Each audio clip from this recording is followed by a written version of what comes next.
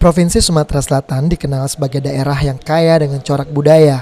Di setiap kabupaten dan kota memiliki budaya, bahasa, seni, serta adat istiadat yang berbeda. Hingga saat ini budaya itu terus dilestarikan, terutama dalam penggunaan bahasa daerah. Ada puluhan bahasa daerah serta ratusan dialek, bahkan tak jarang satu kecamatan beda juga dialek bahasanya. Dari sekian banyak bahasa itu, bahasa Melayu Palembang yang kini mulai terancam kelangsungannya karena makin sedikit saja penuturnya. Padahal dialeknya hampir sama dengan bahasa Jawa pada umumnya. Menurut Mang Amin, budayawan Palembang, bahasa Melayu Palembang mulai terancam punah di kalangan anak milenial. Namun sebagian komunitas bebahasa Palembang dan budayawan Palembang masih melestarikan bahasa ini. Pemerintah juga sudah menerapkan bahasa Melayu Palembang di kurikulum sekolah.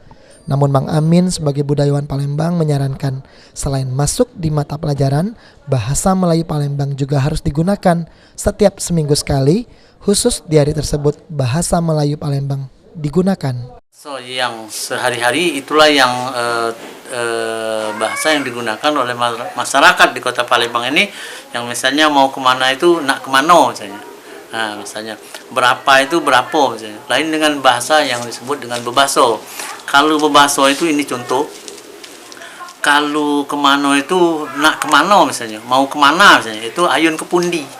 Nah, jadi kalau berapa atau berapa bahasa Palembang sehari-harinya, kalau bebasonya itu pinten. Nah, jadi memang di akhir-akhir ini bahasa itu dewek sudah langka wong yang menggunakannya. Tapi ada upaya dari beberapa kelompok masyarakat, terutama kelompok-kelompok organisasi, yang organisasi itu khusus organisasi Wong Palembang, itu mengupayakan untuk menggunakan bahasa yang berbahasa ini dalam misalnya percakapan sehari-hari mereka. Kemudian dari lembaga adat itu sudah berupaya, artinya sudah mengupayakan setiap hari Kamis itu ada memakai baju adat Teluk Blangau seperti yang Mang Amin pakai ini.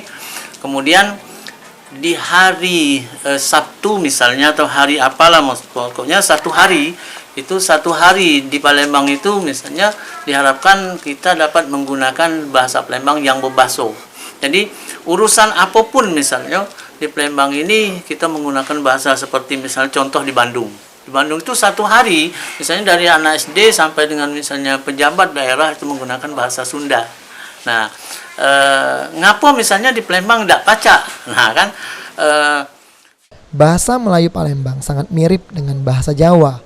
Hal ini karena Kesultanan Palembang memiliki kaitan erat dengan kerajaan-kerajaan di Jawa. Namun sayangnya, meski cukup akrab di telinga, namun penuturannya sendiri jarang dilakukan. Irawan, PAL TV.